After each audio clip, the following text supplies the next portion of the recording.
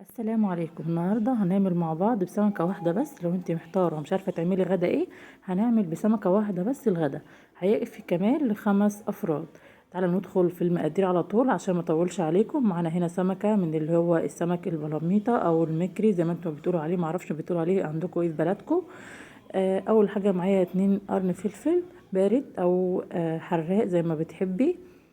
تمام. معايا بعد كده بصلايه غسلاها طبعا، والفلفل غسلاه. قطعهم قطع كبيره عادي، مفيش مشكله، مش لازم قطع صغيره. القرن اللي فاضل والليمونه، طبعا لازم الليمون لان السمك بتاعنا بيبقى الزفاره بتاعته جامده جدا، فلازم ايه تحطي عليه الليمون. ما تنسوش بقى اللايك لو وصلت معايا لحد الفيديو لحد هنا، ما تنسيش اللايك. هنحط بقى معلقه ملح صغيره ومعلقه كمون وفلفل صغيره. وبعد كده عندي فلفل حصى، كمون حصى، كزبرة حصى، ورق لورا قطع صغيرة. هضيف معلقة عليهم. اي عندك بهارات ضيفيها عليهم مفيش مشكلة. بعد كده عندي في حلة صغيرة مية بتغلي على النار، هضيف عليهم المكونات اللي احنا عملناها مع بعض اهيت. عندك بقى اي مكونات من التوابل ضيفيها عادي مفيش مشكلة. بعد كده هنروح للسمكة بتاعتنا هننضفها طبعا.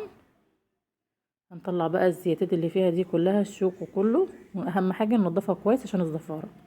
هنقطع الراس دي، احنا كده مش عايزينها. هنجيب بقى معلقة وننضف اللي جواها. اهم حاجة السمكة تكون نظيفة كويس مغسولة كويس وهننضفها دلوقتي مع بعض كويس جدا. هنروح بقى للمية. بعد ما رحت للمية وغسلتها كويس اهيت، شايفين قلبها. هجيب ليمونة كده واتعجن من جواها كده عشان الزفارة كويس اهو زي ما انتم شايفين. وبعد كده هقطعها 3 قطع زي ما انتم شايفين. هسيبها حوالي 5 دقايق مع الليمون كده. وبعد 5 دقايق نروح للحلة على النار تكون غلت شوية بالمكونات اللي احنا حطيناها اهيت. هي كده غلت شوية حلوين. هنضيف بقى السمك. طبعا هي من كتر الغلوان بتاعها المية بتاعتها نشفت شوية، فانا عايز السمك بتاعي يتغطى من المية، عايزاه يبقى متغطي كله من المية. فانا هزود المية عشان يبقى متغطي اهو. وهسيبه بقى على النار لحد ما تستوي، هتاخد حوالي 10 دقايق مش وقت كتير وهتستوي. اهم حاجه تسيبيها لما تستوي على الاخر، يعني ما تستعجليش عليها خالص. هي هنا بصوا اهي خلاص، بس انا هسيبها كمان شويه برضو. شايفين هي كده خلاص اهي، خدت حوالي 7 دقايق كده. هسيبها كمان شويه وهوت عليها النار ما تبقاش على اعلى حاجه. بعد كده معانا مع يعني نص كوبايه من الزيت. عليها معلقه فلفل، معلقه كمون صغيره، معلقه بهارات والزيت. بس كده مفيش اكتر من كده. ومعايا طبعا بصل وطماطم. طبعا انا عندي هنا السمكه اهي خلاص استوت. صفيت شويه من الميه، المحلول الميه اللي احنا كنا عاملينه اللي هي غلت مع النار بيها. وبعد كده صفيت شويه وحطيت منها شويه وعصرت ليمونه اهيت. ده محلول الميه اللي كانت على النار. فبتيجي بالصفايه كده وبتضيفي شويه. طبعا دلوقتي كلكم عرفتوا اللي احنا بنعمل تونه. دلوقتي بقى السمك استوى زي ما انتم شايفين اهوت ودايب ذوبان اهو. بعد كده هننضفه كويس. نضفيه بقى من الشوك، من اللي هو في الظهر دوت، اللي هو الاسمرار اللي في الظهر بتاعه. شايفين بصوا.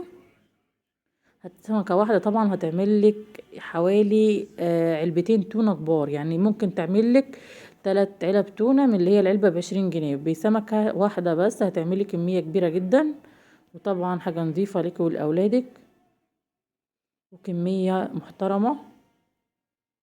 لو هتجيبي علبة تونة بس من بره شوفيها هتعملها بقد ايه دلوقتي، وطبعا ما بيبقاش فيها كمية السمك اللي انت شايفاها دي.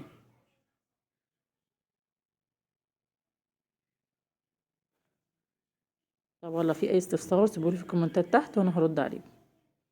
ولو وصلتوا بقى معايا لحد هنا في الفيديو، ما تنسيش تشتركي في القناة وتفعلي الجرس وتعملي لايك للفيديو.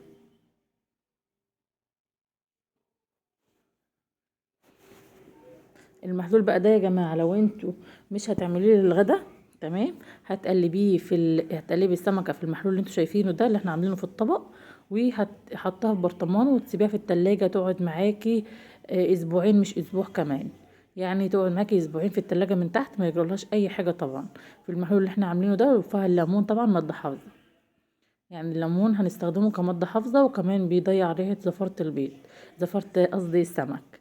وبرضو في حاجة هقولكوا عليها، ما تنسيش برضو تضيفي نوع زيت كويس عشان بس ما يبقى ايه ما يغيرش طعم السمك، يعني تحسي ان بتاكلي تونة بجد، مش تونة عاملاها في البيت. الزيت طبعا بيفرق.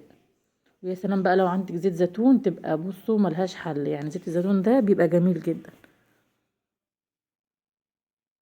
كده خلصنا السمك بتاعنا زي ما قلت لكم اهوت، نضفناه كويس. هتقلبيه تقليبه بقى، لو انتي مش هتستخدميه ممكن تعملي سمكتين تلاتة وتحطيهم في التلاجة في برطمان وتسحبي منهم على قد الاكل بتاعك. دلوقتي بقى انا عاملاه ان انا ايه هعمله للغدا على طول. فانا هقطعها، يعني هقطعها هريها كده خالص في المحلول بتاعها دوت. المحلول اللي كان معايا في الكوبايه اللي كان معايا في الطبق ده كنت مصفياه من الميه بتاعتها اللي على النار، مصفيه بالصفايه واخده منها ايه شويه، وتاكدي طبعا مفيش اي شوك.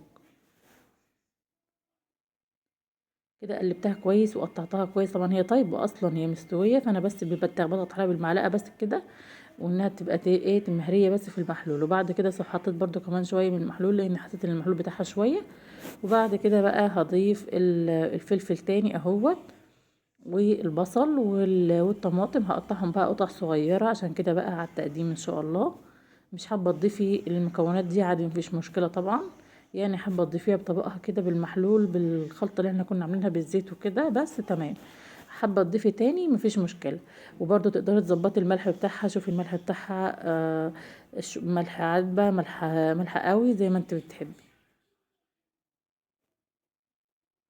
ولو عندك بقى قرن فلفل حراق حابه تعمليها سبايسي كده تبقى جميله برضو زي ما بتحبوها.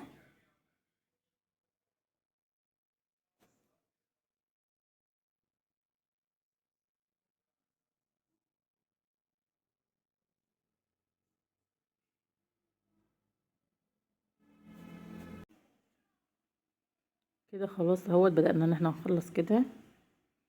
هنقلب بقى المكونات مع بعض كويس. عايزه اقول لكم ان الطريقه دي بتعجب الاولاد جدا، يعني تحفه، وحاجه طبعا نظيفه. وعملت طبقين كبار، يعني طبقين كبار خالص كمان لو انتي هتشتري العلبه دي من بره مش هتعملي الكميه دي. ما تنسوش بقى لو عجبكم الفيديو متنسوش اللايك والشير والاشتراك للقناه وتفعيل الجرس عشان يجيلكوا اشعار بكل فيديو جديد مع قناه ورده في المطبخ. متنسوش بقى اللي يطبق التجربه يكتب لي في الكومنتات تحت جرب طبق التجربه وعملت ايه معايا. والسلام عليكم ورحمه الله وبركاته.